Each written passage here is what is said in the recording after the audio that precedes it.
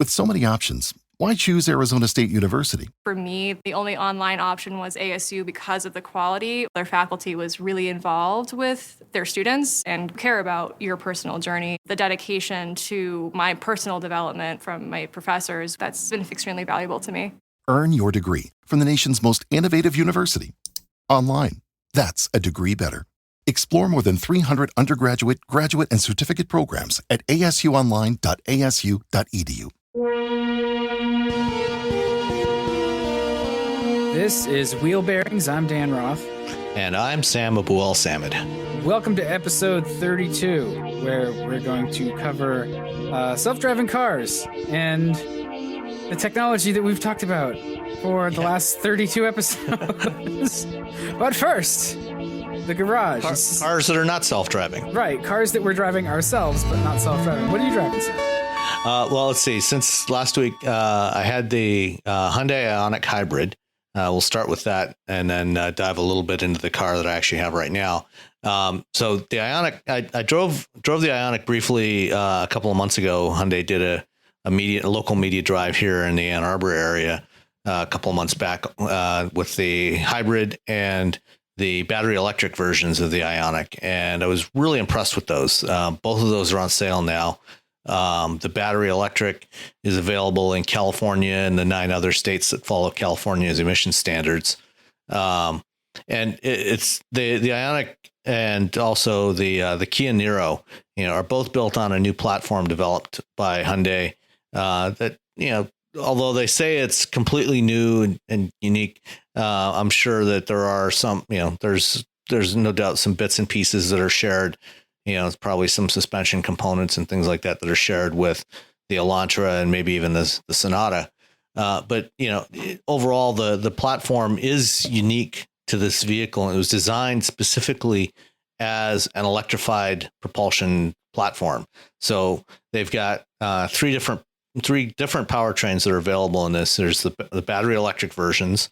There is a standard hybrid version and then a plug-in hybrid version. And the hybrid, the battery electric Ioniq is available now in California and some other states, as I mentioned. The hybrid is available nationwide, and then the plug-in hybrid will be coming towards the end of the year. And over on the Kia side, they've got the Niro, which is the same vehicle mechanically, but with a crossover style body. And that one, is available as a hybrid and a plug-in hybrid.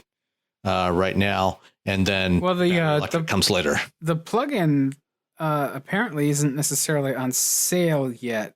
They're saying late 2017, but that okay. The Niro. And actually, I wonder if Kia might have a more specific answer to that than what they're saying, like late 2017. I should get on that. Yeah, I think you're right. I think it's coming closer to the same time that they're launching the plug-in hybrid version of the Ioniq as well. Yeah, probably finishing up whatever finishing up needs to go on.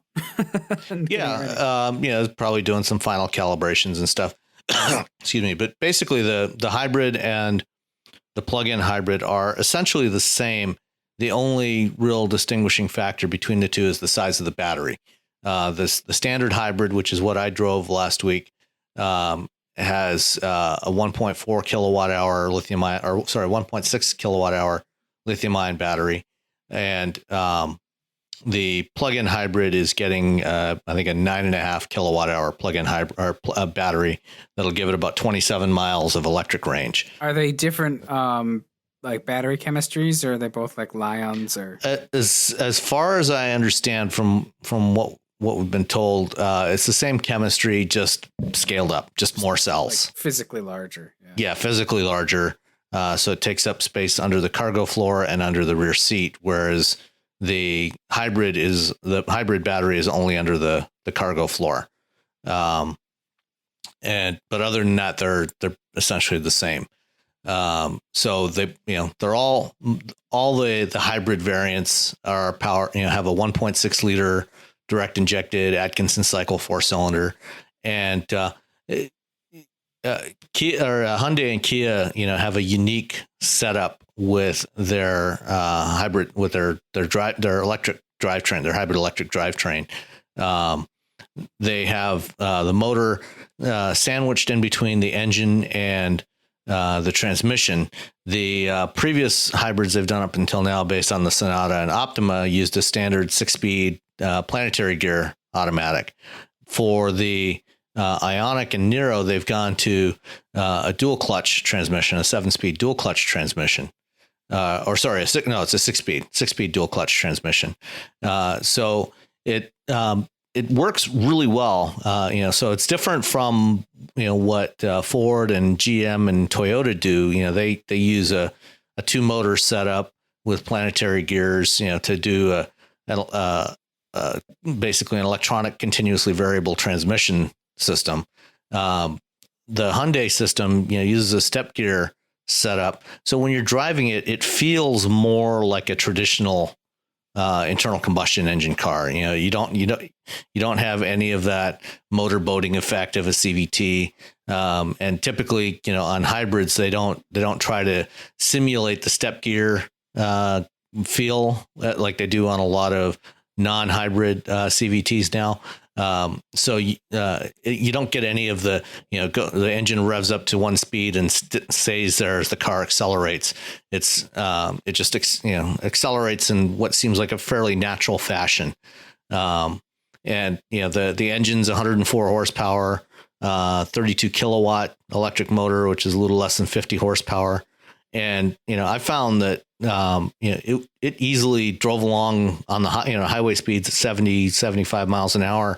When it had sufficient energy in the battery, it would just shut down the engine and cruise along on electric drive with no problem at 70 miles an hour. And over the course of a week driving this thing, I got 51 miles per gallon with it. That's pretty good. I mean, especially if you're not really paying any performance penalty. Yeah, I mean, it's pretty much as good as any current Prius.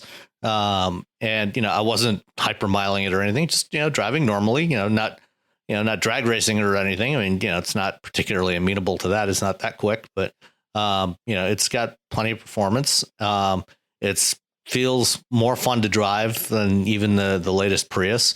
And especially in the inside, it looks more normal than any Prius ever has. And in that it looks more traditional. It doesn't have, the instruments in a little slit, across the center of the top of the dashboard. It's got a conventional instrument cluster in front of the driver, conventional touchscreen radio in the middle. Got support for Android Auto and Apple CarPlay like all other Hyundais and Kias now. So it feels very conventional. Nothing that's going to surprise you. It just gets really good fuel economy, and it's quite practical as a 5-door hatchback. And it's obviously the basic profile is very similar to all but the first generation Prius. Very aerodynamic, but it looks good. I think they've done a nice job on the styling. And it's got plenty of room inside, plenty of room in the back seat as well. Lots of cargo room. So, it's a good option. And, if you prefer more of the crossover style bodywork, then there's always the Kia, which is, like I said, is the same vehicle with, just a different body, just a different top hat on it. So, you really have nothing to lose with this thing.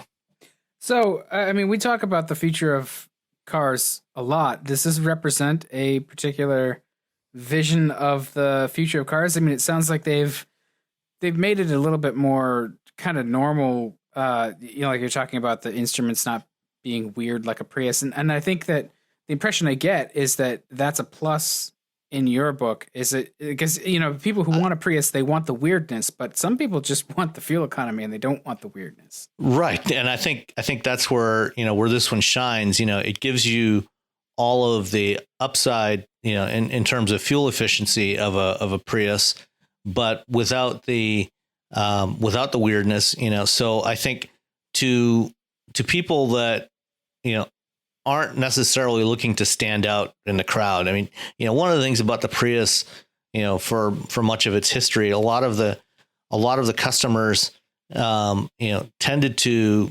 migrate towards the Prius, if they were looking for a green car, because it did look different. And, when you saw a Prius, you knew what it was. And you knew whoever was driving it was being green. They were being more efficient. What's more efficient than buying a brand new car? Well, what's aside from that, I get it. If you need one anyway, sure. It certainly gives the perception that you're driving green. And this one, the Ioniq, it looks efficient, but it doesn't look dramatically weird. It looks pretty conventional. It's got that like aerodynamic sort of shape that all these super efficient cars tend to take on, because there's physics and you really can't get around it. Right. So I think for somebody that just wants to have a normal car and doesn't want to really experience anything different from what they have always driven, but just want more efficiency, it's a great option. And it's also Hyundai's been very aggressive on the pricing of the Ioniqs, or at least both the battery electric and the hybrid versions of the Ioniq. The hybrid starts, I think, at about 22,000. I think, 22,000 for the Ioniq Blue, which is that's right in the heart of compact car territory.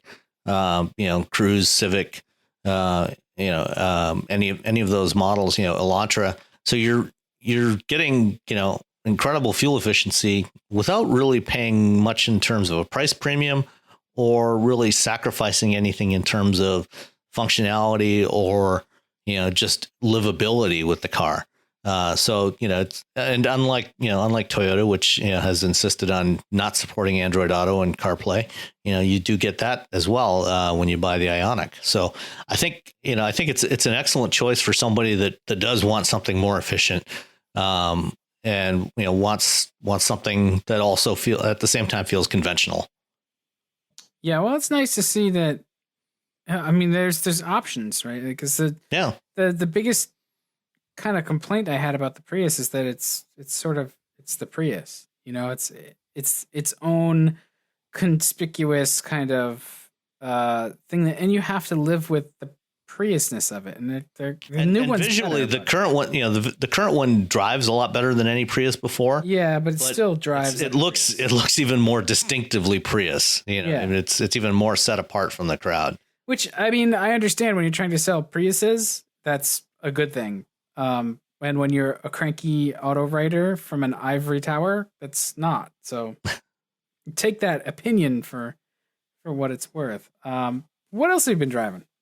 So the Ioniq went away a couple days after we recorded our last show, and since then I've been driving a Mazda Miata RF, is. Yeah, so the RF is the new hardtop version of the Miata. On the previous generation, the NC generation Miatas, they had a retractable hardtop roof as an option. That when it was up, it had the exact same shape as the convertible. The only difference was it was hard instead of fabric. And it went up and down really quickly, and the whole thing went down. When it was down, it looked exactly the same as a conventional convertible Miata. So there was no real visual distinction with the top down. It just gave you better all weather capability. This time around for the RF, they've gone for more of a Targa look for the thing. So what you effectively have is kind of a sort of a pseudo Targa roll bar when the top goes down. And when you put the top down, the glass rear window goes down with it. It's part of the top mechanism. So you have the basically a wide roll bar that lifts up and out of the way, and then the top goes down, and then the roll bar sits back down on top of it. So it's kind of a different look. I think, if I was buying a new Miata, I would probably stick with the standard convertible. I don't think I would go for the RF, but aside from that, it is every bit a Miata, everything Miatas have always been, which is, small, light, fun to drive. And, it's funny. I took it out and photographed it the other day alongside my car, which is a first generation Miata. And, it's amazing in many respects. I mean, obviously the design, particularly with this current fourth generation car, has changed quite a bit and taken on much more of a visual likeness to the rest of the current Mazda lineup, in its design language. But in terms of everything else about it, the size, the proportions, it has stayed very true to its original concept. In fact, the current Miata is actually about an inch shorter from nose to tail than the original. The convertible version is only about 100 pounds heavier, even though, it's obviously got a lot more stuff. It's got more airbags, more structure, more of everything than the original did. And, then the RF adds, a little less than 100 more pounds to that.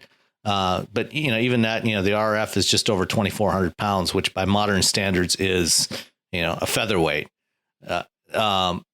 It's, it is more powerful than mine.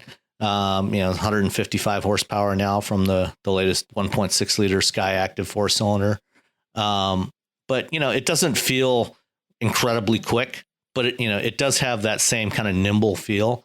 I think the biggest distinction between my 27-year-old Miata and the new one really is mine.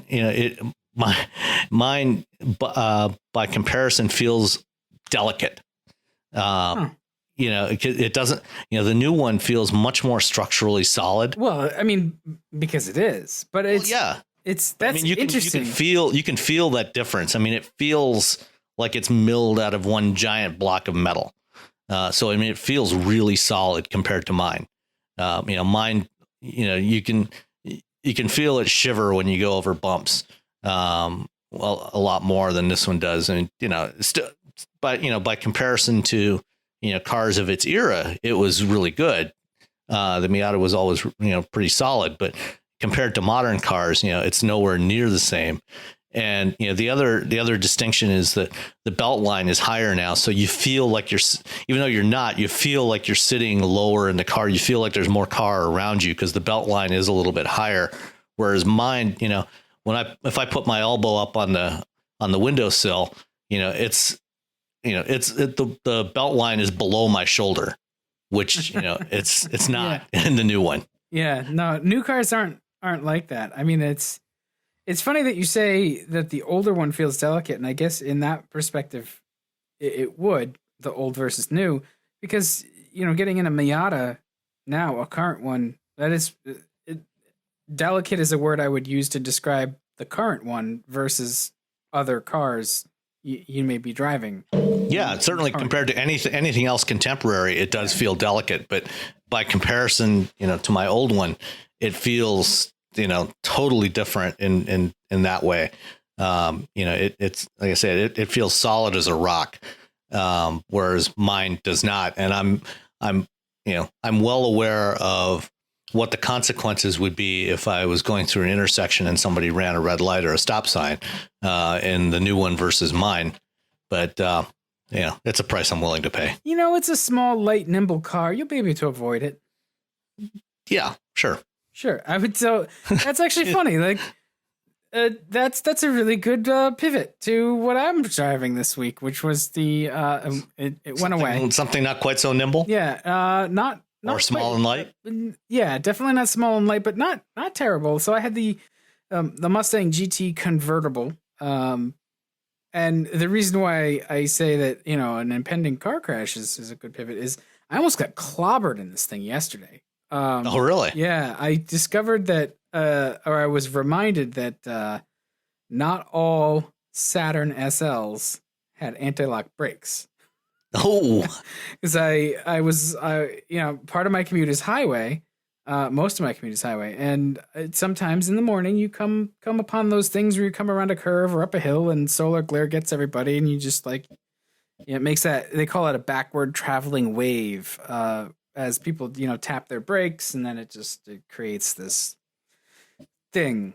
So sometimes you wind up stopped in the left lane on the highway, which is okay, but it makes you nervous when you look in your mirror and you see the car behind you hasn't started slowing down, and then you keep watching, and their closing speed is such that you know it's going to hurt. And you're like, I've got nowhere to go, which was my situation. And I'm just watching this Saturn cruise up on me at like 50 something miles an hour. And so anyway, I honked. She eventually paid attention. I moved as much out of the way as I could. And this morning there were 2 straight skid marks because it felt like it took a minute and a half for her to stop. She locked up her brakes, there's tire smoke, and everybody around me is just watching aghast. It was a great time. Great time. Sounds like it was a blast. Yeah. So I almost crash tested the Mustang convertible, which I'm glad I didn't. And I'm glad I got to drive it after having recent experience with the GT350R as well. Because I really, really loved that most extreme of Mustangs. But this one has an awful lot of performance for not a ton of money. I'm not a convertible guy, but it's not a bad convertible. It's fairly solid for what it is, and you know, it's an enjoyable car. It's definitely that sort of older idiom of, you know, muscle car, but yeah, I did like it, and I think it's a very good value for what it is. Manual or automatic? Manual. Oh, excellent. Yeah, I would be much less impressed if it's the automatic. Not that it doesn't perform as well, but it's way less engaging. It's a really good manual to drive, and it has, some selectable drive modes, which help it sort of come alive. But I had this helped me develop a theory about the current Mustang and where it fits in Ford's lineup, and I think I've come to the conclusion that the Mustang has really become, it's now filling the role of, you know, the Thunderbird. And the actual sort of spiritual successor to the Mustang would be something more like the Fiesta ST or the Focus ST. Interesting idea. Because the Mustang is on its own platform. Mm-hmm. It's much more of a sports car now, which the Thunderbird started off as a sports car competitor to the Corvette. And it very quickly, they wanted to actually sell them, so they made it a 4-seat car. It became a luxury coupe. Yeah, you know, by its second or third generation. Right, and so the Mustang's definitely not a luxury coupe in that sense, but it doesn't share its platform with any other Ford. It's a serious performance car, and it's a sports car. It's not economy car hardware, sort of like with it done up as, you know, best as they can make it behave, you know, still slightly hairy and you know, rough around the edges, which is what the Mustang had always been up until the S197, you know, up until it really got its first dedicated platform. Mm-hmm. So yeah, it just makes me think of, you know, the Thunderbird always really was a more refined performer. I think back to, you know, the days of the Fox body, right? You had the MN12 Thunderbird that was, you know, that was a much more refined platform. It was heavier, much heavier than the Fox. And very expensive to produce as well. It was, but it was just wonderfully engineered, and it drove beautifully. And, you know, like you'd get a Thunderbird Super Coupe or the Thunderbird with the V8. It was a pretty formidable car.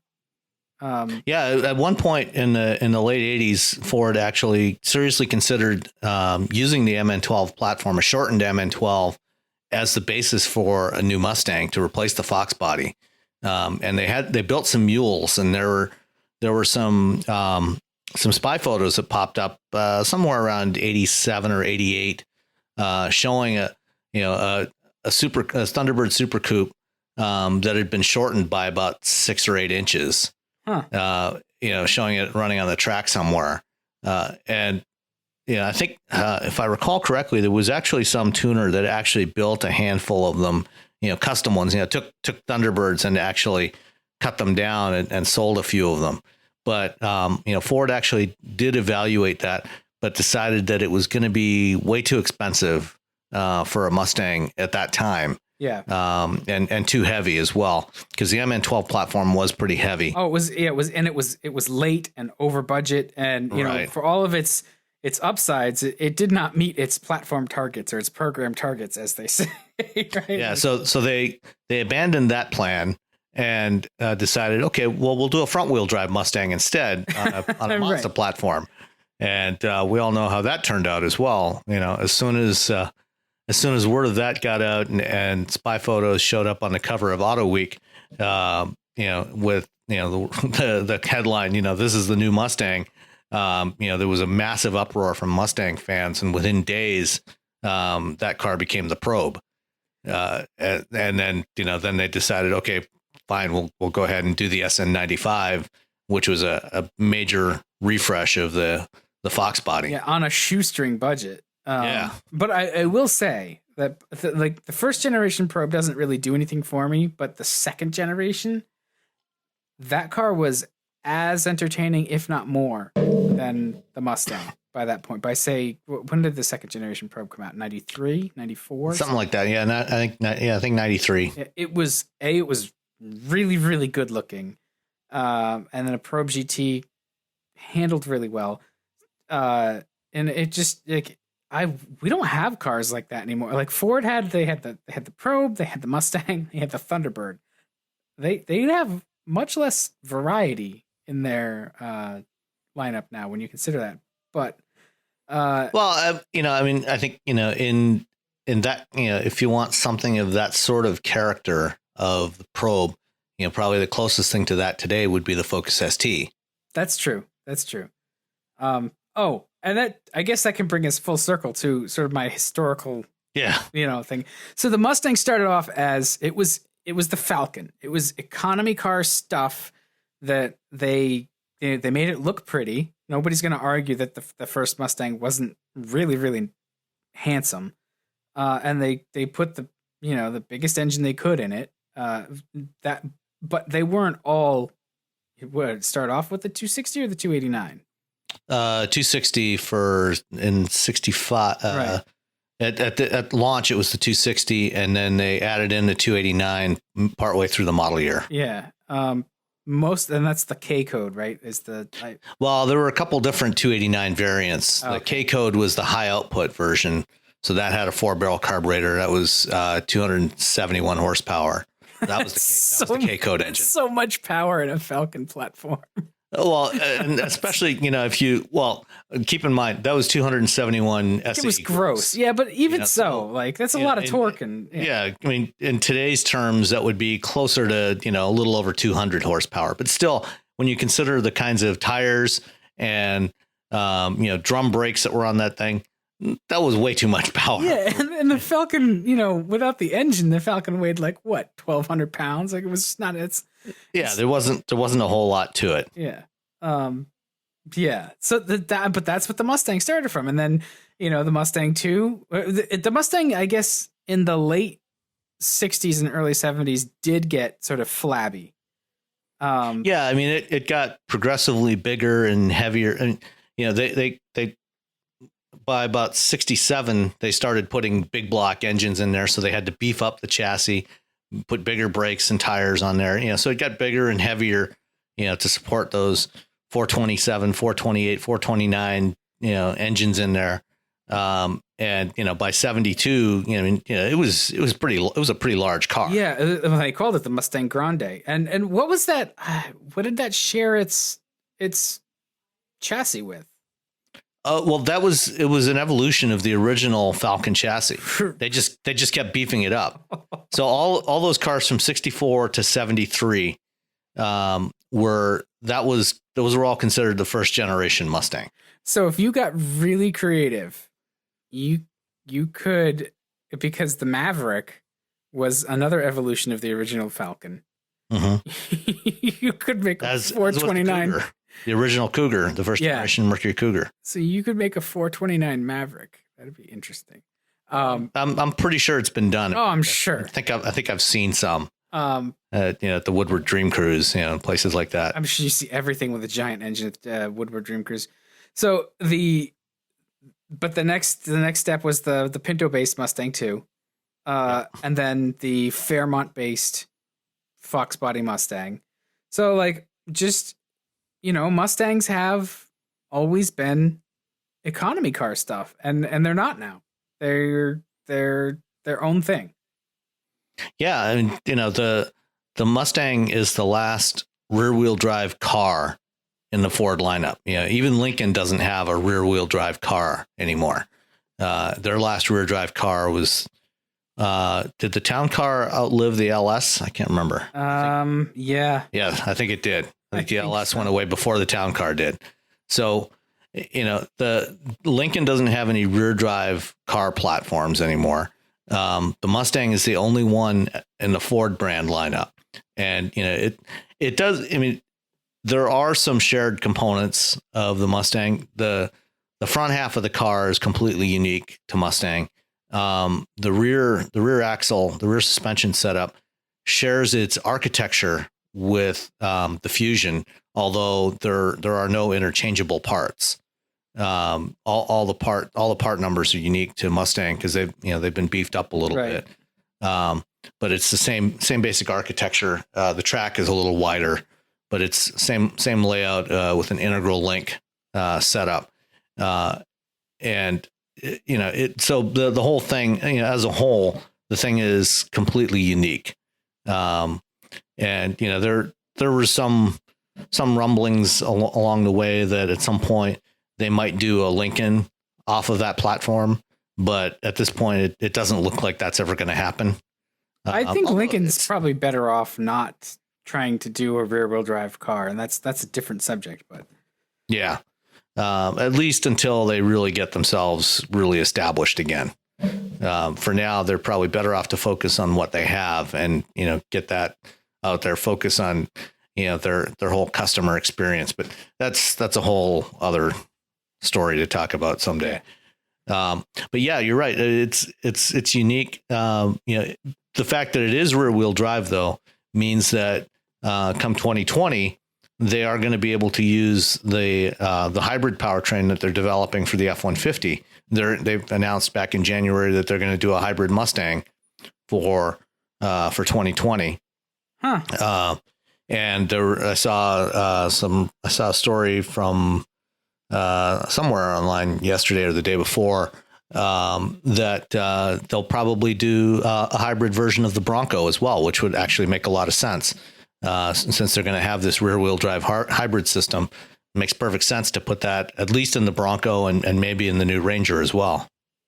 Yeah. I mean, especially if you're going to develop it for a rear drive, then you just sort of scale the design. So, yeah, well, good. I mean, I'm not sure what a hybrid Mustang is going to be like, but based on what I've heard from people I've talked to, it's definitely going to be geared more towards performance enhancement. I mean, it'll give a fuel economy bump, but we're not talking a 50 mile per gallon or even a 40 mile per gallon Mustang with that thing. It might be high 20s, low 30s. And then mated with a reasonably powerful engine, so you get using the electric drive as much for performance enhancement as for outright fuel economy. Yeah.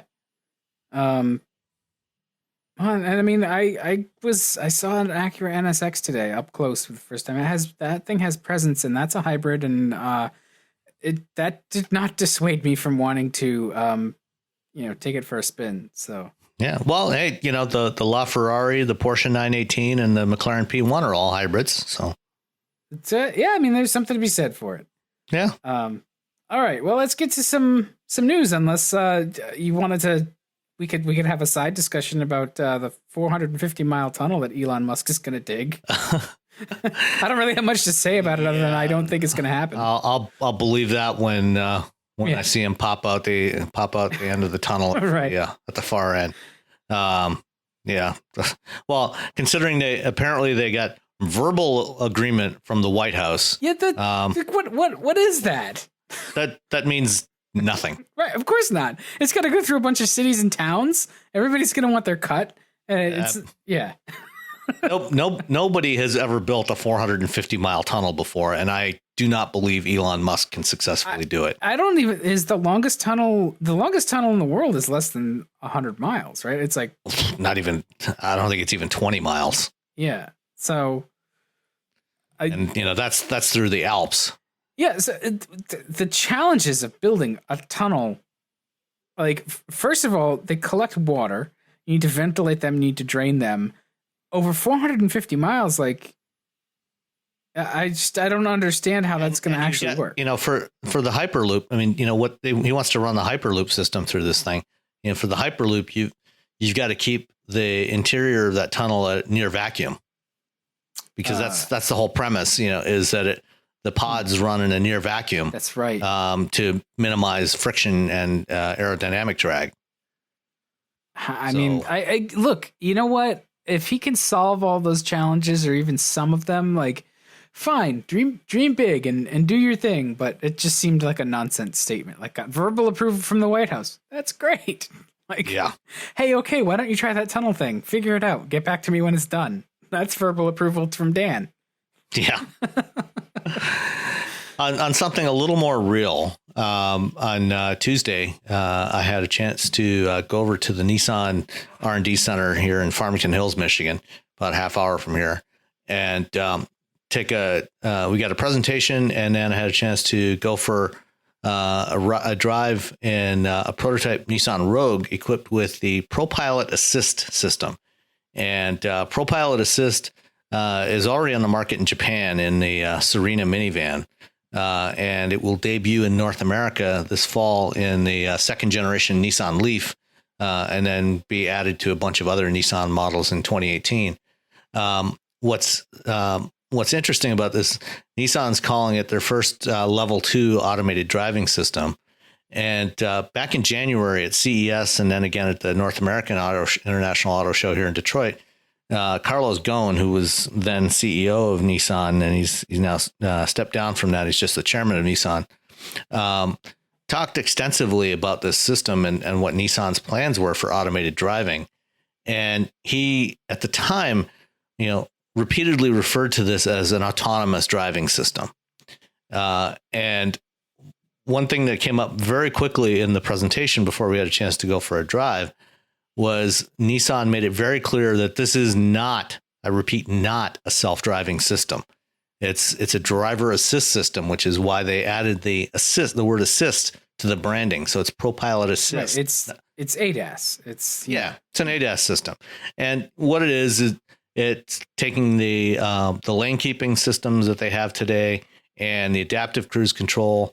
There's no new hardware involved. It's the same cameras and Mobileye compute platform and the radar sensors that they use today.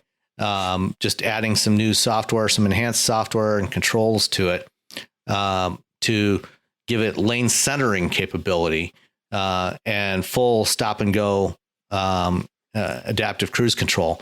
So, in a way, it's similar to what Cadillac does with Super Cruise, except that this is not designed to be a hands-off system. And in fact, it tries very hard to make sure that you do keep your hands on the system, on the steering wheel when you're driving. It will.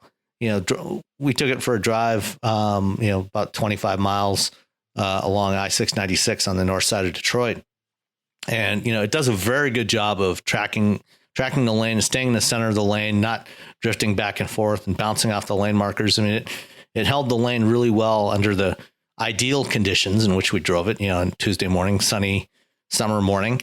But if you take your hands off the wheel, it uses torque sensor in the wheel, much like most lane keeping systems do.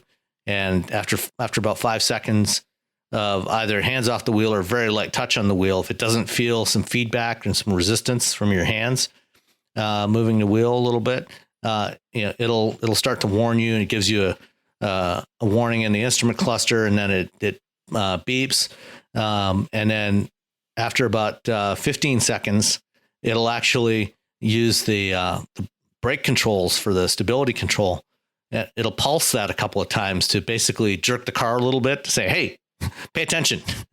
And if after another 15 seconds you don't respond and you're not holding the steering wheel, it will actually start to slow the car down. And once it gets below 40 miles an hour, it turns on the hazard lights and it'll bring the car to a full stop. And it punishes you. well, it's designed to assume that, if you're not holding the wheel for that long, that you either aren't paying attention or you've become incapacitated. You're comatose.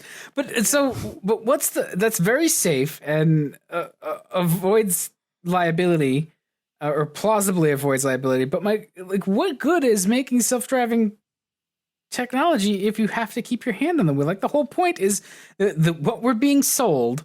The dream we're being sold is like, kick back and pay attention to everything but driving, because the car drives itself. So scroll away on your Facebook and, Yeah, well, like you said, this is designed as an assist system.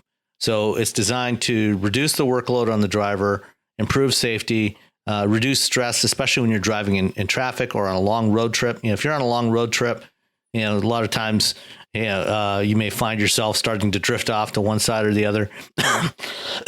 Excuse me. And this system will make sure that the car stays centered in the lane.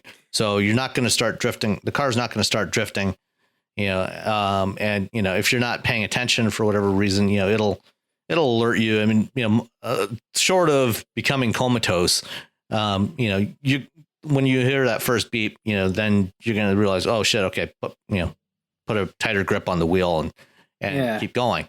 So it's actually not that big of a problem. I mean, and you can drive, feet off the pedals, so if you're driving, if you're commuting and you're in traffic and it's stop and go traffic, you don't have to, you're not constantly going back and forth between the gas and accelerator. It will just track along with traffic for you. So that puts us in the uncanny valley of like, is it truly self-driving, or because like if it's supposed to be an assist system, then you're still supposed to pay attention. But if it's doing a lot of the work, you're like, it allows you to get lazy, right? It allows you to. That is absolutely a risk, that you will get lazy and really not pay attention. And that's why they want to make sure that, hands are on the wheel, because if your hands are on the wheel and have a sufficient grip on the wheel, you're probably going to be paying enough attention to be ready, if for whatever reason the system can't do what it's supposed to do. So I think my bigger concern with this is because, it's based on a monovision camera system for the lane centering. So the radar tracks your distance and speed to the vehicle ahead of you. But the camera is what's actually looking for the lane markings. So you've got to have good, clear lane markings on both sides of you, or the system won't activate. And that's why they're pitching it as like a highway system. Yes. Yeah, it's definitely a highway only system. Although unlike the GM Super Cruise, there's no geofencing, so there's no mechanism to prevent you from activating it in the city. But they tell you to only use it on the highway. Yeah, it's just not going to function as well when there's, because it needs the lane markings. So. Right. I mean, if you've got, if you're driving in the city and there's lane markings, it'll work fine. But the thing is that, well, let me rephrase that. It'll work fine as long as it can detect those lane markings. Right. Which there's no guarantee that it can do that. I mean, Yeah, come to Massachusetts. Well, I mean, as we've talked about before, every one of these systems that I've tried from pretty much every manufacturer, and most of them are made by Mobileye, are very hit and miss in their ability to actually detect lane markings. We talked to, when I had the BMW 530 a couple of months ago, going for a drive one morning, and when the sun was coming from the side and hitting, I was driving along a freshly paved road. It was only paved a couple of months before. Nice, fresh, clear lane markings, good contrast. But when the sun was coming from the side, the system could not detect the lane markings at all. When I was driving into the sun or away from the sun, worked great. Perfect detection. So I'm going to reserve final judgment until I've had a chance to spend more time with it and drive it on more different kinds of roads. But certainly, within the context of what the system is designed to do, it worked quite well. It did a really good job on lane centering, did a good job on the cruise control part of it. And it's just a question of how reliable is the detection system going to be? Yeah, well, I mean, and those are getting better all the time. I'm impressed that it's a single camera, and like it's a small suite of sensing technology for the function you get out of it. I'm impressed with that. It's showing progress. Yeah, no, definitely. And it's a, the Leaf, the new Leaf is going to be revealed on September 6th, and then it'll be on sale here before the end of the year. So hopefully before Christmas, we'll have a chance to actually try it out and see how it works. And we'll see if it can actually, work in the wintertime around here in Michigan. I'm assuming that it'll be, again, like everything's gonna be kind of like hit or miss, but I'm assuming that when the conditions are right, and there's an envelope for conditions, right? Like certainly ideal conditions are clear roads, good visibility, well-marked lanes. Yep. The edges of that envelope are going to be, less well-marked lanes and less clear roads, and overcast or in a snow, in a flurry or something. How well is it going to do? I'm sure it has some capability and it'll return some performance, but at a certain point, it's going to throw up its hands and be like, nope, you take the wheel. Well, what's interesting is during the drive, I was my passenger was Andy Christensen, who's senior engineering manager of automated driving systems or intelligent driving systems at Nissan. So he oversees a lot of the work on these systems, on the ADAS and the automated driving stuff. And he, as a member of SAE, he has actually been on the. He's a member of the committee that defined the automated driving levels, so levels 0 through 5, and he's worked on that committee for several years. And we had a fascinating discussion during the drive, and we were talking about level 4 and level 5 in particular. And one of the things he brought up that I hadn't really thought of before. With level 4 automation, level 4 is defined as, the vehicle is able to drive completely or operate completely without human intervention, but within limited operating domains. So, there's certain conditions where it can operate. So that might be, driving in the city, or it might be just driving on the highway. But it can operate and stop and start and do everything it needs to do without any human interaction, and without ever having to hand off to a human driver. So level 3 system, can drive largely autonomously, but it occasionally has to hand off to a human when it can't handle things. Level 4 is the next step where if it can't handle the situation, it can bring itself to a safe stop. And then level 5 is the ability to do that under all conditions. So the thing is, how whatever you define as the operating domain of the vehicle, can vary widely, for a level 4 vehicle. It can be a low speed vehicle that just operates around a campus. Or, it can be a vehicle that can do full function operation around a city, like a ride hailing vehicle. And he gave a fascinating example that had never occurred to me. Here in Detroit Metro Airport in the main terminal, there's a tram that runs up and down the length of this mile-long terminal, and it's completely automated. There's no humans operating the thing. There's 2 cars that go in opposite directions along the same track, and they meet in the middle and they split and they go past each other. And there's never anyone operating this thing. And if something goes wrong, it just comes to a stop wherever it is. So technically, that's a level 4 vehicle. Its operating domain is limited to that track, that mile-long track in the terminal, but that's its domain, and that it operates completely autonomously within that. So, that's just one example of how a very limited level 4 can be, and then it can be something that operates almost everywhere. Yeah, well, I mean, that's good practice, right? You test it under controlled conditions, you learn, you refine, you improve, and the conditions which it can operate under continually expand as its capabilities get better. Seems logical to me. Yeah. But what do I know? I'm not an engineer. So yeah, what else is going on? You got yourself quoted. Before we get to that, I got all excited. I'm sorry. let's hit one more Nissan thing, and then we'll go to that. The e-pedal. Yeah.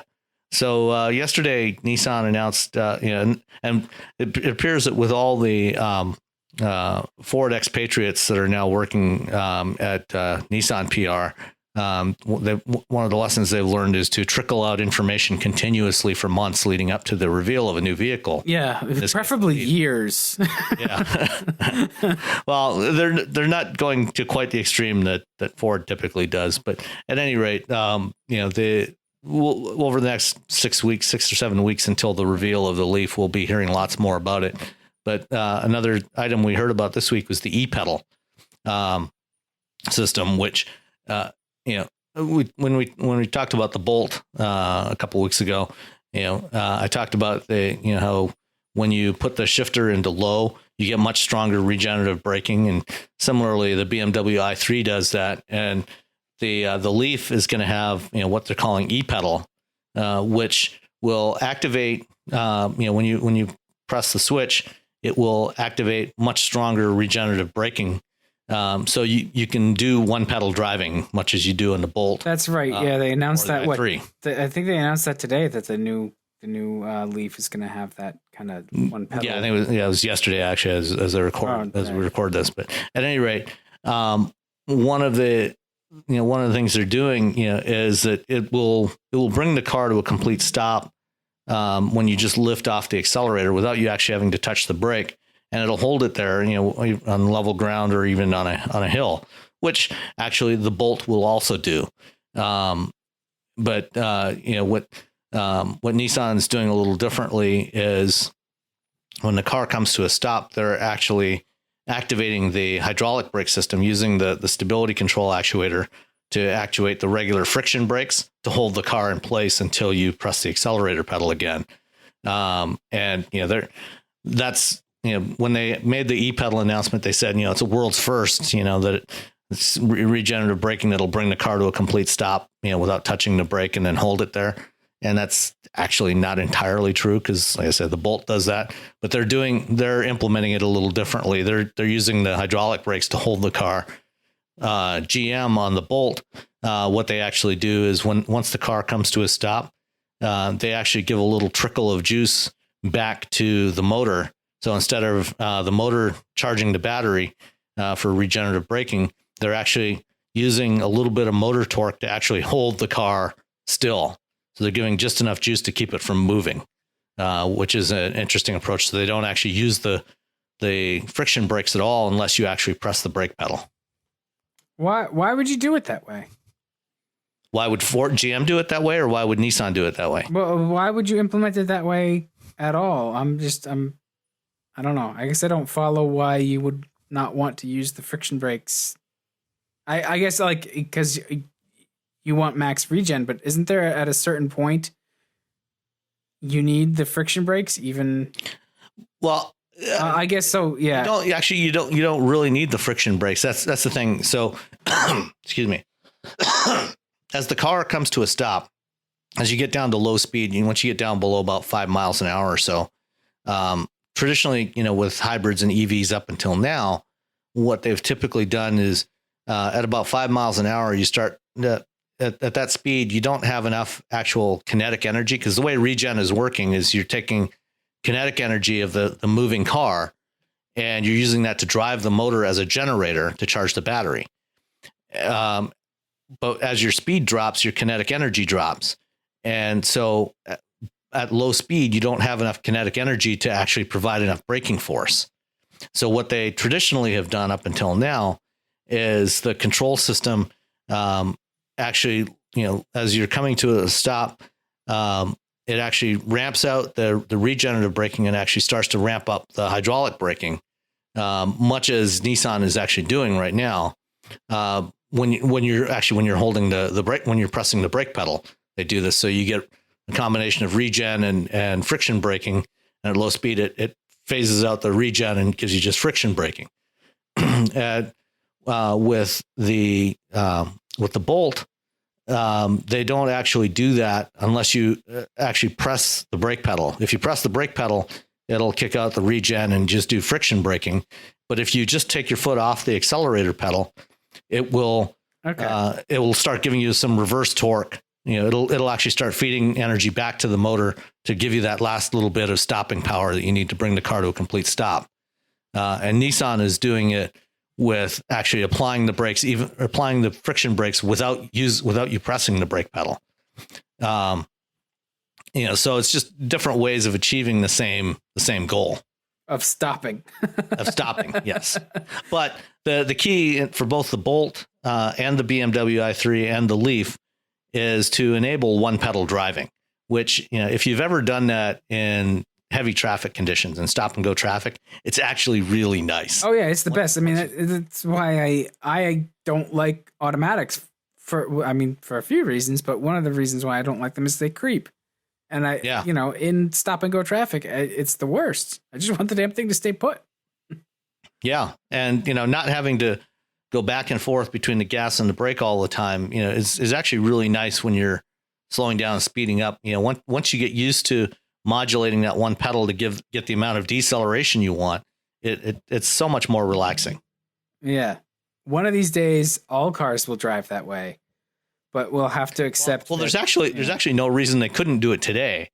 I wrote a blog post about this on my company blog at Navigant Research a couple of years ago when I drove the i3. You could actually do that right now using the friction brakes, and just, have it all tied into the accelerator pedal. So as you lift off the accelerator pedal, because the stability control system already has the ability to apply the brakes independently of what you're doing. Yeah. That's so it can apply the brakes at any time to, put a yaw moment on the car for the stability control. So there's no reason why you couldn't just have it, as you lift off the accelerator pedal, start ramping up the braking force without ever having to touch the brake pedal. Yeah. I mean, depending on how that's tuned, that's another thing that would annoy me. Like, I don't want it to automatically be like, I want it to coast.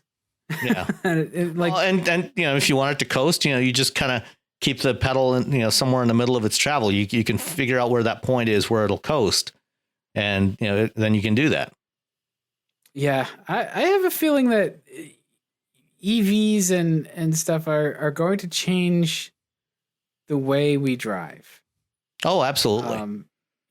So in say 15 or 20 years, we're not going to have autonomous cars, like driving everywhere and completely replacing normal cars. But I do think that, as more straight electric cars come out and this kind of one pedal driving becomes a thing that more people get to try, it's going to gather some steam, and it'll change the way we want to be driving and the way we drive. Very much the way like automatics again sort of took over. Most people prefer the automatic transmission, and that has definitely changed the way people drive.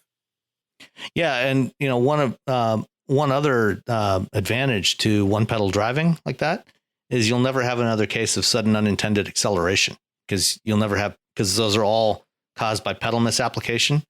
So you'll never have pedal misapplication if you're only using one pedal. Oh, you would think. I'm telling you, man, people are going to come up with a way. And you're telling me that people will find a way to screw up. Yeah. I mean, so, when we design things, it's sort of user interface, user experience. You have to try to break it. And sometimes it's really hard to break things in the way the actual users will break it, because those failure modes and they just don't make any sense. Like, you try to do stuff. You'd be amazed at the creative ways that people will find to screw things up. Yeah. And once you find out that that's what they're doing, you go, well, it makes you stop, and you're just kind of like, why? I don't understand why you would ever do anything that way. But yeah, of course it doesn't work. We never thought of that. And then you have to go around and fix it and sort of fine tune it so that those people who are going to do whatever with the thing you're building don't get hurt. During my time as an engineer, working on slip control systems, a lot of the effort we put in, and a lot of the stuff that went into the control algorithms was specifically for that purpose of trying to anticipate what are the ways that a driver could do something inappropriate. Oh boy. and then, being able to anticipate that and respond in a way that's going to be safe and predictable. Yeah, and I mean, I think one of the best ways that we haven't really implemented yet is just like seat-mounted tasers to just sort of zap you when you're doing something dumb, like like a dog training collar. Yeah, unfortunately, the lawyers always blocked when we tried to do that. You got to zap them first. Yeah, well, I guess that would be a good way to start. All right, let's move on. You got yourself quoted by The Verge about Comcast trying to use self-driving cars as a vehicle to push net neutrality. You see what I did there? Yeah. So, Andy Hawkins at The Verge, we talk on a fairly regular basis about stuff he's writing about transportation. And earlier this week, Comcast filed their comments on net neutrality. The FCC is currently in a 60-day comment period. Ajit Pai wants to eliminate the net neutrality rules that came in under the previous administration. Ajit Pai is the current FCC chairman and a former lawyer for Verizon. And a guy I don't agree with him. I don't. Yeah, I'm pretty sure that there is nothing that he says now that I agree with. But anyway, he. I think the net neutrality rules are they're a foregone conclusion. I think that the comments are just a formality, and regardless of what the comments are, he's already decided, and they have the Republicans have a majority on the commission now. Those rules are done. But Comcast, in particular, seeking to retain its position as the most hated company in America. They filed their comments, and one of the things that they included in there was they said, you need to have the ability for carriers to do paid prioritization of data on the network in order to support automated driving. So I read that and I was just like, well, that's nonsense. There's this why would you ever want to introduce that kind of latency to something as important as automated driving? And then you went on to address it. Exactly. Yeah. So, their premise is that, the messages going back and forth between vehicles, for automated driving and things like, map updates and so on, those need to be prioritized on the network. Well, the reality is that the vehicle to vehicle communications and vehicle to pedestrian and vehicle to cyclist and whatever, all of those communications, those need to happen absolutely in real time. And regardless of whether they end up using, dedicated short range communications technology or, the LTE or 5G technologies that companies like Qualcomm are pushing, none of that stuff is actually ever going to go through the internet. All of that stuff is directly going to be peer-to-peer communications between those vehicles. And so there's nothing, it's never going to touch Comcast or any other carrier's network.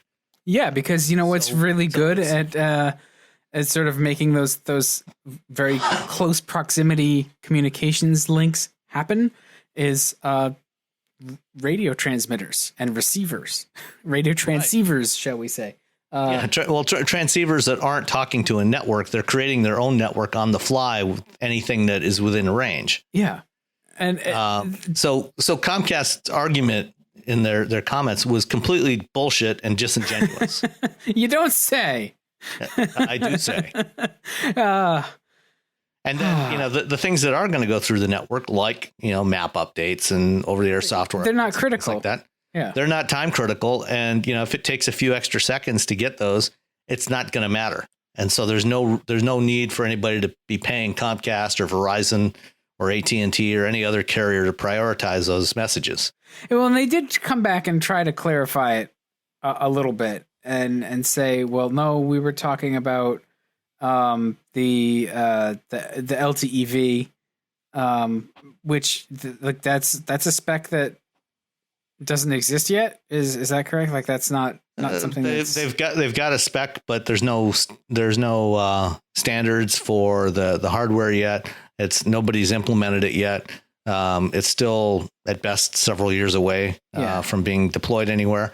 But as I was saying earlier, whether you use LTEV or DSRC doesn't matter because the LTEV is also designed for direct peer-to-peer communication. That's true. But it's not going to go through the network. The whole thing that I take away from this is while Comcast tries to, basically they're trying to grab spectrum because while it's supposedly the property of the people, the actions of the FCC over the last 20 plus years have shown that no, they think the spectrum belongs to the highest bidder. And not just in this instance, but they basically sold off the airwaves, which they were supposed to hold in public trust. When the FCC was founded. They did that at the direction of Congress. Yeah, no, I understand. And Congress did it at the direction of big business. They used to hand out spectrum licenses, to radio stations and TV stations free of charge. They used to never pay for that spectrum. They needed a license from the FCC to use a chunk of spectrum.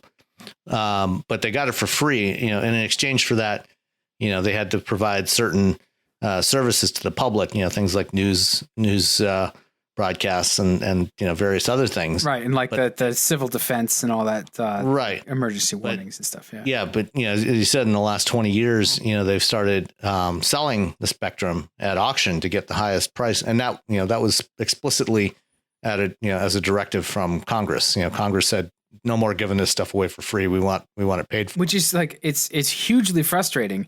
Because these are, you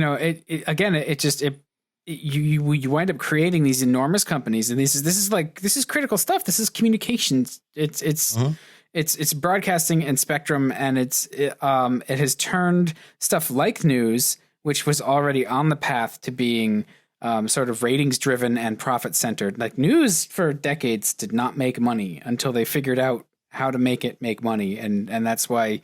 This is a discussion that is going to teeter far into media criticism. So I'll stop it here, but just say like the changes that this kind of policy has wrought have not been in the interest of the everyday consumer. And so what's going to happen is there's still going to, like Comcast is going to continue to try to grab this 5.9 gigahertz spectrum.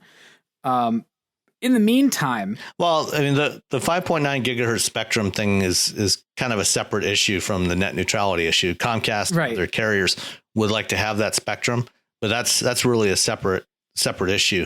What's at issue here is that they are trying to use the fact that the commission, or at least a couple of members of the commission who are on one particular side of this, apparently have no understanding of how autonomous vehicles and connected vehicles actually work, to snow them, because this is something that is big in the news. Everybody's all excited about autonomous and connected vehicles, but nobody really understands it except for the few people that are actually working on it. And so Comcast is basically, just saying, throwing it out there and, throwing every argument they can into the mix, to basically just overwhelm them with BS. Yeah. They're trying to blind them with science, and that's, that's unfortunate. Pseudoscience. Yeah. That's unfortunate. They're basically trying to advocate for the creation of fast lanes, which then will set the precedent for sort of fast lanes across all of the internet services that these companies offer. And, as modern Americans, we've sort of built our lives around having, it goes back to the idea of the internet being a utility versus, I forget how it's classified now, but it's a utility. I mean, I couldn't. It should. The companies running the backbone should just be common carriers. I mean, for Christ's sake, they grew out of the deregulation of the baby bells. It is a utility. Yeah. But all right, this is a different issue than cars. But my point was, car makers they're going to figure this out. even if they just form like an industry working group and they develop a standard and a spec, and regardless of which spectrum it operates on, that's sort of implementation of the spec. And they've already done that. Right, which there's already standards for V2X communications. Right, that's going to happen. And it's already happening. GM is already selling Cadillacs that have V2V. And Toyota as well, right? Toyota is in Japan, and they're probably going to launch some cars here, probably by early part of next year, if not sooner. So by the time you've got and Volkswagen recently announced that they're going to launch their V2V system in 2019 using DSRC technology. Right. So by the time you've got automakers already putting this stuff in cars, like it's very quickly going to hit critical mass, and like that's the way it's going to happen. Especially because it's not another subscription for, an owner to pay for. And as we move forward with more mandated safety technology, if it proves to be useful safety enhancements, which, most of the stuff does wind up to be, that's why we've got mandated backup cameras and mandated seat belts and anti-lock brakes and all of those things. They were options at one time, and then they became required standard safety equipment. I am assuming that if V2X turns out to be pretty effective, it's going to be mandated. Well, are you going to mandate that people subscribe to an LTE? Yeah, there's actually already a mandate that was there was a notice of proposed rulemaking issued back in December by NHTSA. They've been working on it for several years to mandate V2V, and then there was a comment period associated with that. And that's expiring shortly, I believe. And, if it was to be enacted, it would become FMVSS, Federal Motor Vehicle Safety Standard 150, and it would go into effect around 2020 to mandate V2V in all new vehicles. Unfortunately, now under the current administration, it seems probably pretty unlikely that it's going to be enacted anytime soon. So it's probably just going to sit on the shelf for the foreseeable future, which is unfortunate. But there is already a regulation that's been written. Yeah. So I think it's going to happen faster than Comcast is going to get its way. But in this business friendly environment, who knows? Well, like I say, even if Comcast gets its way, on net neutrality, it has no impact on V2V. It's irrelevant. Right. It's just it has impact on you and me. Ha. Yes. Ha. I like what I did there. Not V2V. Anyway, moving on. So Comcast is still hated, and now we have more fodder to hate them more. And while I stew over that for the rest of the evening, I'm going to go to bed angry tonight because of that. And I don't even have cable. I told Verizon to shove it. And the best thing was switching from Comcast to FiOS and just canceling that Comcast bill. I was like, no, I don't want your garbage anymore. You suck. Well, unfortunately, here where I am, I'm still stuck on Comcast for any kind of reasonable internet access. But I can live with that. It's the service is actually pretty good now, but we don't pay them for TV. Yeah, that way. I mean, yeah, I pay for other services like Netflix and Amazon and Hulu and stuff. That's exactly. Do you have an antenna? We put up an antenna, and I have an antenna up on the roof too. You know what's beautiful? Broadcast HD. It looks so good.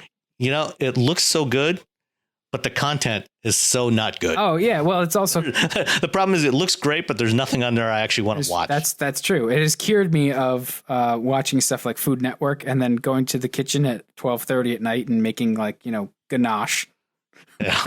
So before we devolve, let's get into some listener questions. So we did have a question. I had another one as well, but the first one there's one on Facebook right. too. So this is what Tom wanted us to spend his money. He says, I have a 90-mile commute each way. Wow, 90 miles each way. Yikes. That's nuts. He's got a 2009 Jetta GLI with 105,000 miles on it, so it's time to replace it. My first question is why, but we'll get to that. Need something comfortable for long commute and good gas mileage. I'm looking at a Honda Accord V6, Kia Optima Turbo, or 2015 VW Passat diesel. Problem is Cheyenne, Wyoming does not have a VW dealer, and that is where I work. So concerned with that. Any suggestions? Budget is under 30,000. Needs to be reliable, long lasting, and not a performance dog.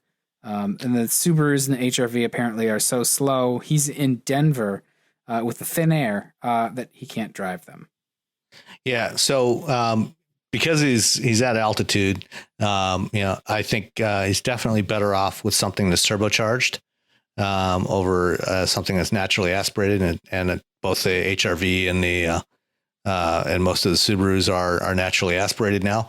So rather than the Accord V6, I would actually if you can wait a few months, I would actually recommend maybe waiting until the new 2018 Accords arrive, because rather than the V6, they will have two turbocharged engine options, a 1.5 liter, a higher output version of what's in the Civic now, and also a 2 liter, which is based on the Civic Type R engine, which is going to be in the Accord Sport.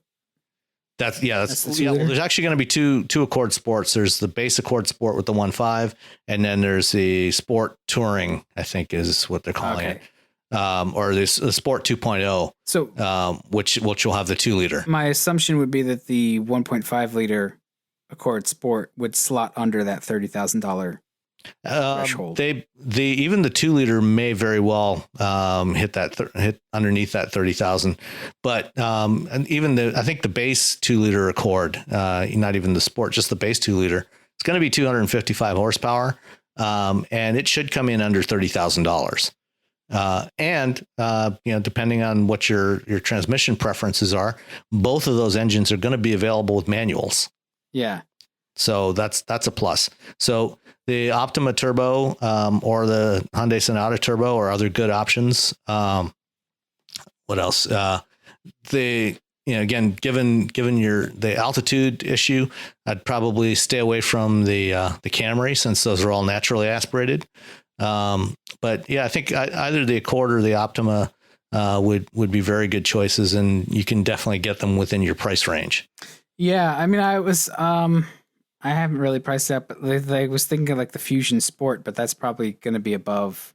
Yeah, the Fusion Sport's going to be over 30 grand, but you could get a 2 liter turbo Fusion or the 1.5 for well under $30,000. And in fact, at this point, given the way midsize sedan sales, very well under 30.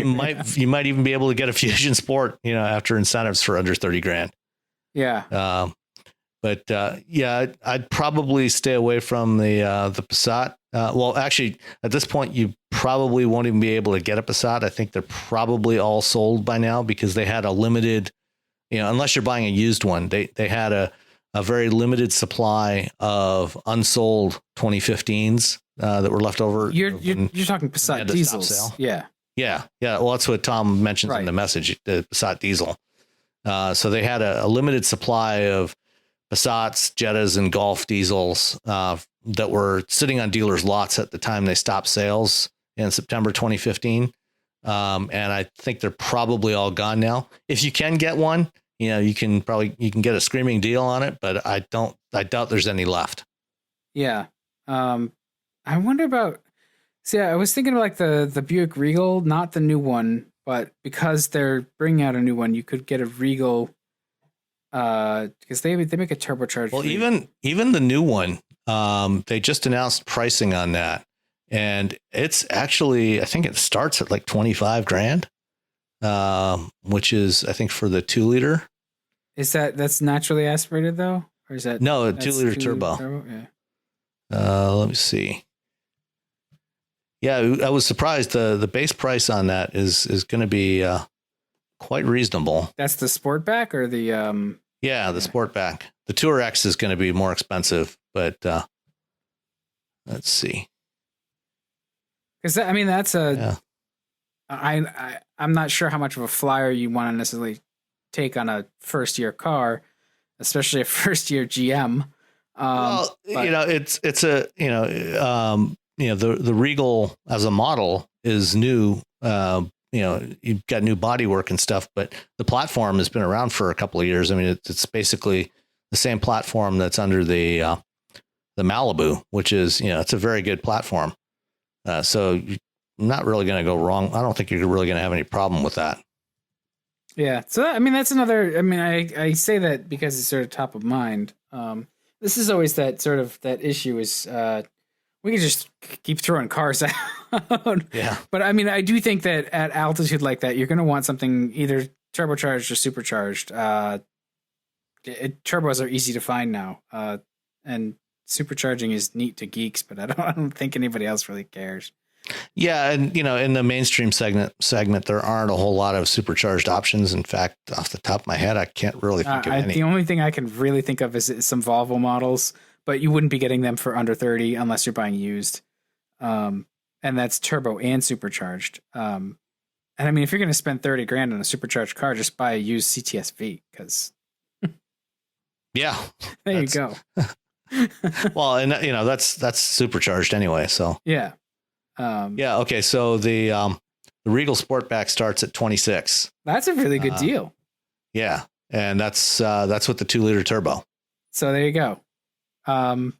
Please buy that and let us know how it is. And if it's a piece of crap, don't blame us. You got what you paid for. Right. No, I think that's going to be, I think you're right. I think it's, there's always some teething issues. Yeah, I don't think there's much risk with that one. It's an engine that, has been around, it's already used in a lot of GM products. And the platform's been around. There's not, other than the body design, there's not a whole lot, mechanically that's new about this car. Yeah. Sometimes automakers, and GM's not alone in this, they have this uncanny ability to take like good, well-proven hardware and make some changes and then just completely lose it on stuff like electrical systems that like were fine and now they're not and things. So I understand the trepidation of a first-year car.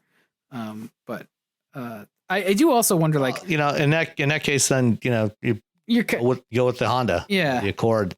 I do wonder why at 105,000 it's time to retire the current car. Have you owned a 100,000 mile Volkswagen recently? No, I've owned 100,000 mile Volvos. I get that. So if that's the case, I understand. But yeah, I'm just asking.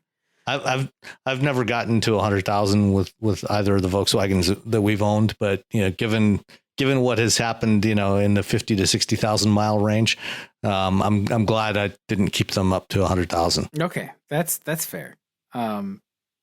All right, I have another podcast question that was sent directly to me. So this one is fancy.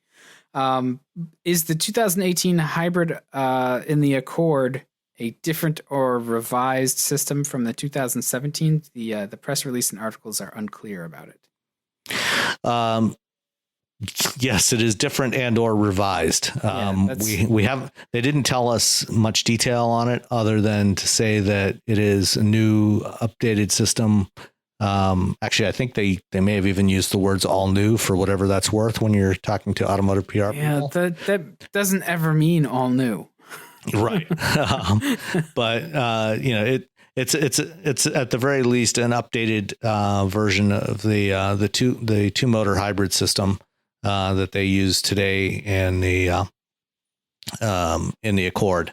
Yeah, I would Accord. It's at the very least it's heavily and revised. That's one of the, I think it's one of the most efficient midsize sedans you can get. That's a satisfying hybrid system to drive. If I recall, it's been a little while since I had a hybrid Accord, but I remember not hating it. I remember actually being impressed with it because it didn't.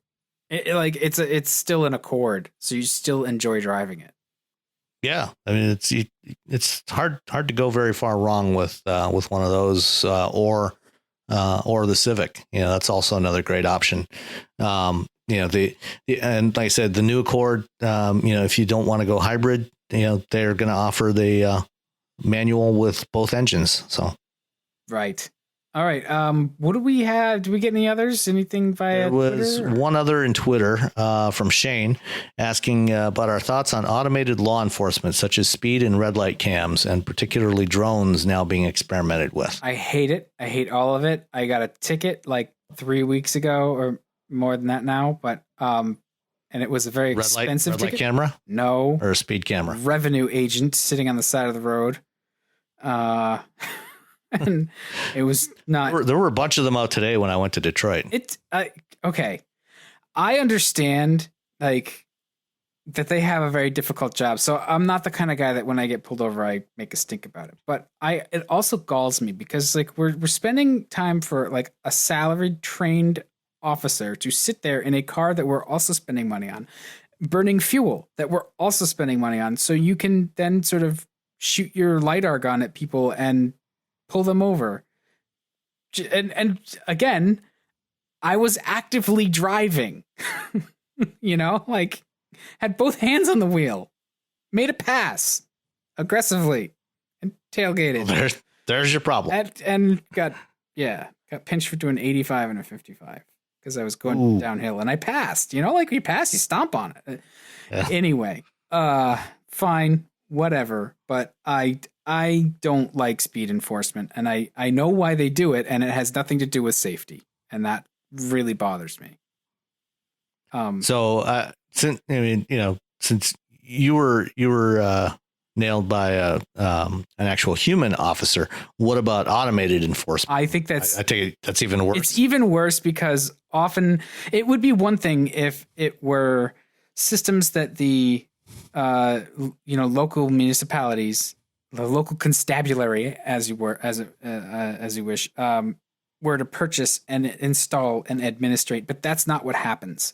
You get companies that come in and they sign a contract and they set it up and they keep the data and they're the ones that control the length of the yellow and, basically mess with things so that the systems you have no choice as a motorist. Like you're going to get caught by the yellow and you're going to get these outrageous tickets and these companies get a cut, and that's happened time and time again. Well, and the other thing is, I think, studies have also shown that, having these automated systems, actually ends up causing more accidents. Well, yeah, because the short yellows and things like that cause people to brake more aggressively for an intersection.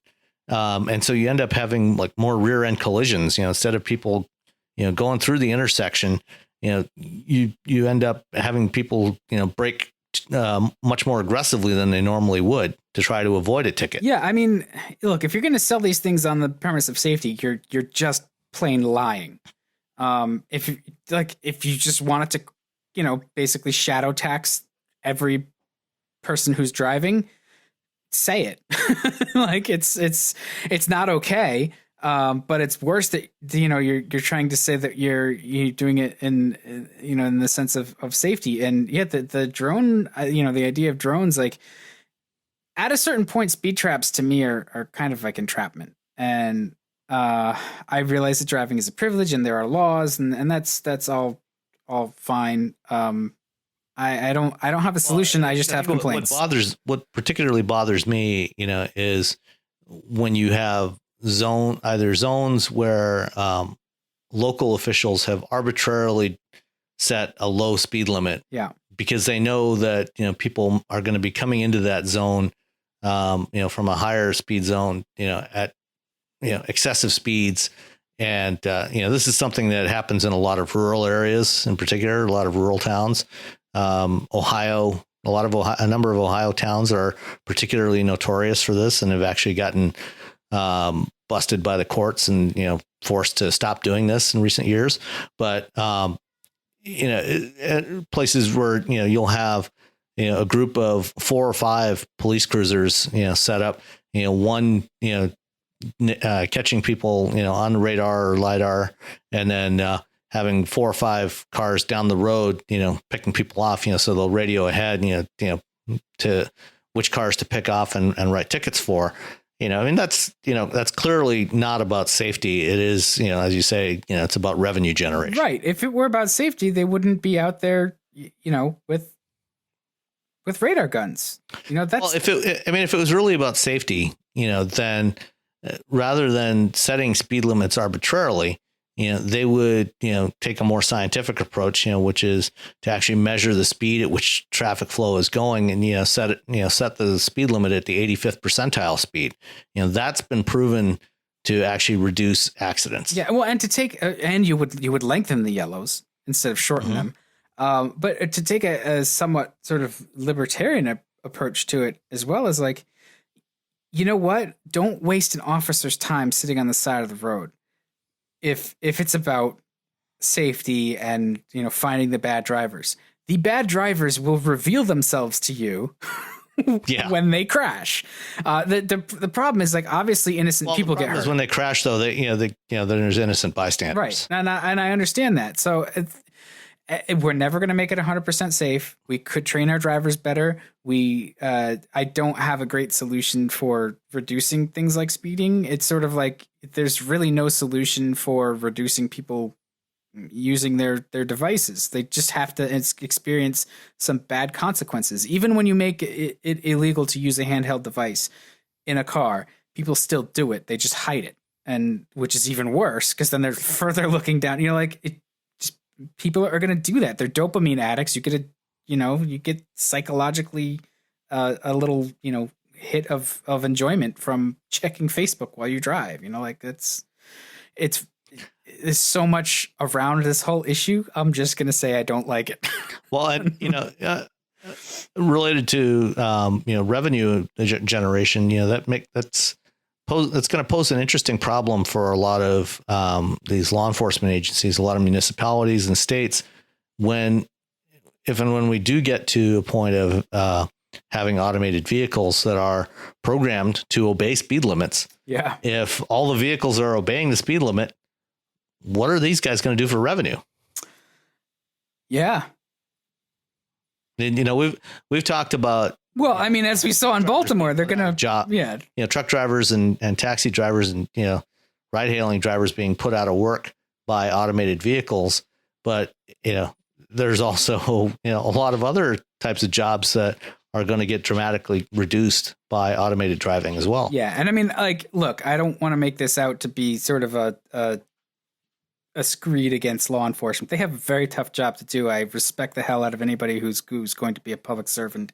And they're out there, like, they never know what they're walking up on when they pull somebody over. So I get all of those aspects of the job, and I don't want that to be misconstrued. Like, there's certainly a lot to this issue that is not covered by this podcast, and we'll just leave it not covered. But yeah, no, I agree with you. You know, I agree that, you know, I think in terms of actually making our environment safer, you know, having them out there writing tickets, you know, is not an effective use of their skills and what they're able to do. I don't think it's an effective use of time or resources. And just as a final note on all of this, I was sitting out on my deck last night doing some writing, and I heard an unusual clip clop coming from across the neighbor's yard, and I looked up and I saw two Washtenaw County Sheriff's deputies strolling down the next street over on horseback, and then they came around the corner in front of my house. And I was not even aware the Washtenaw County Sheriff's Department had horses or officers that ride horses, but apparently they do this on occasion. They'll go through neighborhoods and ride around on horseback. So what was the reason for them being on horseback? They said they do this a few times a week in the summertime when the weather's nice. You know, it's instead of patrolling in cruisers, they'll patrol on horseback. Hey, all right. Personally, I think it has to do with the fact that they just don't want to drive over the new speed bumps that were put on our street a few weeks ago. But you know what? That's fine. The horses get some exercise.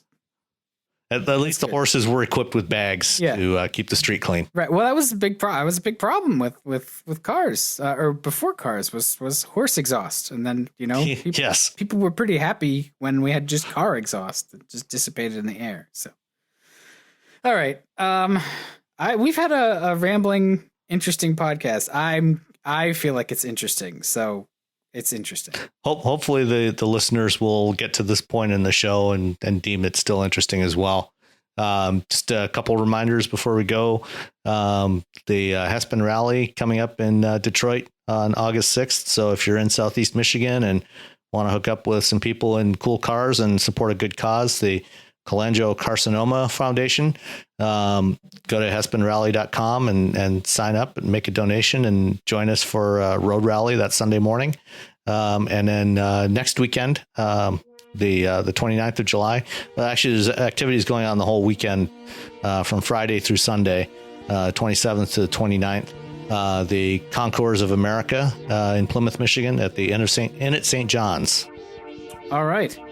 Well, on that note, I think, we've done podcast 32 justice. Feel free to leave us some reviews in Apple Podcasts or iTunes or wherever you get it. Tell your friends.